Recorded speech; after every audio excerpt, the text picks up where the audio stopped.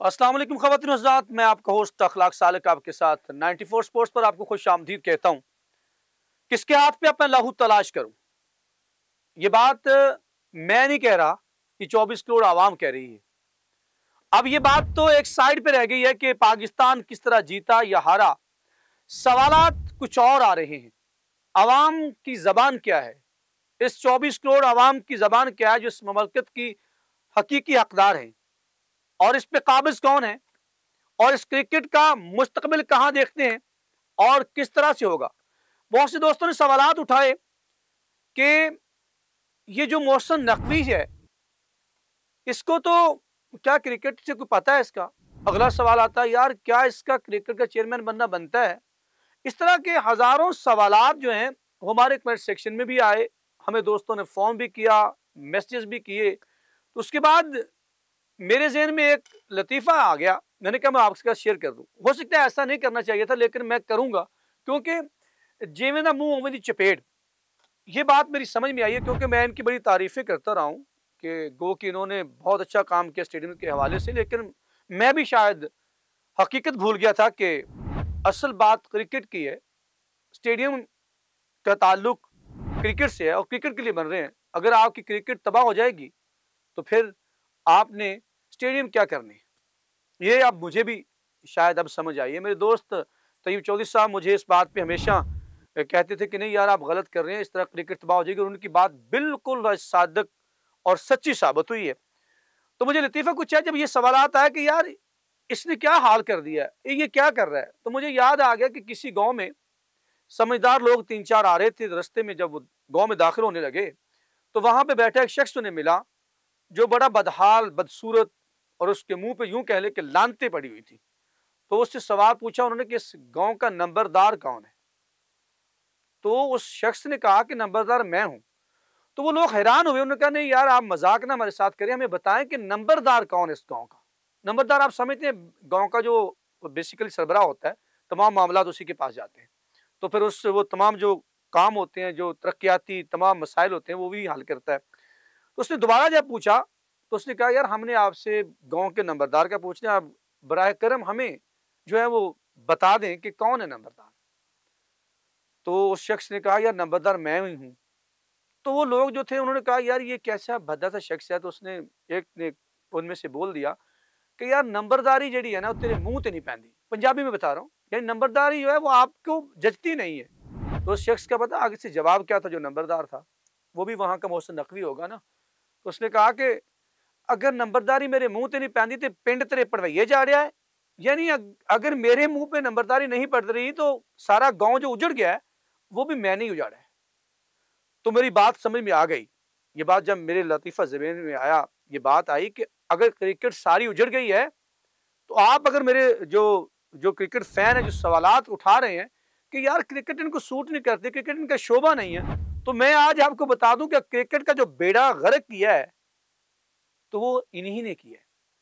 तो इनकी जो बेसिकली है, मैं कहूंगा कि हमने क्रिकेट की तारीख को उठा के देख ले तो हमने बड़े बड़े मार के हारे होंगे और बड़े बड़े मार के जीते भी हैं, लेकिन बात यह रही है कि हम हमेशा जो मार के हारे हैं वो हमेशा लड़के बड़े तगड़े होके, हमने हथियार भी डाले हैं तो बड़े तगड़े लड़ाई की है, उसके बाद हथियार भी डल गए होंगे। लेकिन जिस तरह से अब हमारी हालत है जो पीछे मैं देख रहा हूं, तो इस तरह के लोग जब लाए जाते हैं तो मुझे फिर एक और इस मुल्क के ऊपर मुसल्लत था, जिस तरह मोहसिन नकवी साहब को मुसल्लत किया गया, पूरे मुल्क के ऊपर मुसल्लत किया गया। तो 2003 और 2007 का वर्ल्ड कप मुझे याद आता है, तो इस मुल्क के ऊपर एक मुसल्लत हुआ था और दोनों वर्ल्ड कप के अंदर जो हमारी हालत हुई थी वो आपके सामने। 2003 में आप सुपर 6 में नहीं पहुंच सके, 2007 से आप आयरलैंड से भी हार गए। उस वक्त भी इनको लाने वाले मोहसिन नकवी को वो खुद उस वक्त हुक्मरान थे और अब उन्होंने उस तरफ से जो है ये लाए गए हैं, और ये लाने का मकसद इस आवाम के साथ ज्यादती नहीं बल्कि इस कौम के साथ खिलवाड़ करने का है। बात बहुत आगे निकल जाएगी। किसी की तारीफ तौसीफ करना या किसी की दिल आजारी करना तस्लील करना मेरा मकसूद नहीं है, लेकिन मैं ये चाहता हूं कि मैं आप तक वो बताऊं कि इसका बुरा हाल जो है वो आपकी चैंपियन ट्रॉफी के सफर, जो आप मेजबान है, डिफेंडिंग चैंपियन है, आपके जो हालात हुए हैं तो वो इसी मोहसिन नकवी नहीं मोहसिन नहुसत की वजह से हुए। اور اب ان کی یہ تمام چیزیں دیکھ کر میں یہ چاہوں گا کہ پاکستان کرکٹ بورڈ جو ہے اپنے ہیڈ کوارٹر کی دیوار کے اوپر یہ لکھ دے کہ یہ محسن نقوی کی نحوست ہے، تو یہ بے جانا ہوگا اور آنے والے وقت میں ہو سکتا ہے کہ یہ عبرت بن جائے کہ کسی ایسے شخص کو جو پی سی بی کا سربراہ یا کرکٹ کے اوپر مسلط نہ کیا جائے۔ اتنی باتیں ہیں۔ مجھے یہ بیسیکلی جو فارم 47 کی جو حکومت ہے یہ جب سے آئی ہے تو اس نے ایک ہی نہیں بہت سی باتیں جو ہے وہ آپ کے سامنے ہر ادارہ کوئی بھی اٹھا کے دیکھ لے، تو میچ شروع ہونے سے پہلے مجھے ایک بات یاد پڑتی ہے، وہ ہم نے ایک ترانہ بنایا تھا جب ہم بڑے لڑکے ہارا کرتے تھے اور بڑے بڑے مار کے، تم جیتو یا ہارو ہمیں تم سے پیار ہے، اور آج یہ جملہ اس سے پہلے بنایا گیا کہ تم جیتو یا ہارو ہم ذہنی طور پر تیار ہیں، بلکہ تیار رہتے ہیں۔ یہ کرکٹ نہیں بلکہ آپ کسی بھی ادارے میں سپورٹس کے اوپر بیٹھ کے بھی بات کر رہا ہوں، یہ بڑے دکھ کے ساتھ مجھے اس ملک سے محبت ہے، اس وجہ سے یہ بات کرنی پڑ رہی ہے۔ سارے لوگ اب ذہنی طور پہ تیار ہیں کہ جو آپ کسی بھی چیز پہ یہ ہاتھ ڈالتے ہیں، وزارت داخلہ، وزارت اعلیٰ اور اب کرکٹ کے اوپر جو یہ براجمان نہیں کہوں گا، یہ مسلط ہیں، یہ حال اس سے بہتر نہیں ہونے والا۔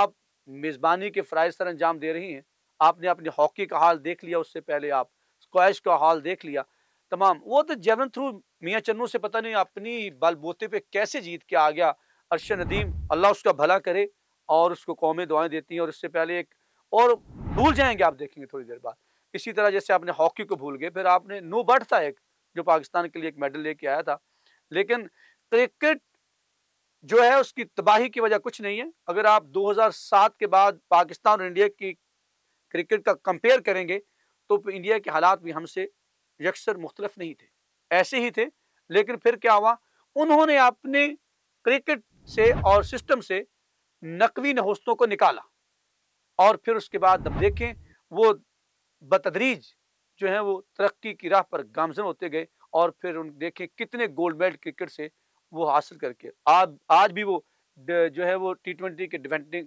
چیمپئن ہے، پچھلے ورلڈ کپ کے رنر اپ ہیں، اور حالانکہ اتنی بڑی کرکٹ ٹیم نہیں تھی، میں اگر اس کے بہت تجزیہ نگار یہ باتیں کرتی ہیں، کوئی بڑی بالنگ لائن نہیں تھی، صرف نحوست تھی، جو اعصاب شکل مقابلہ تھا، ان کے اعصاب گراؤنڈ میں اترنے سے پہلے ہی جواب دے چکے تھے۔ آپ میری اس بات سے کس حد تک سہمت ہیں کہ یہ نحوست نقوی جو ہے وہ مسلط ہے، جس کی وجہ سے پاکستانی کرکٹ تباہی کے راہ پر گامزن ہے؟ کمنٹ سیکشن میں جائیے گا، ضرور بتائیے گا، ہمیں آپ کی فیڈ بیک کا انتظار ہے۔ ملتے ہیں اگلے ولاگ۔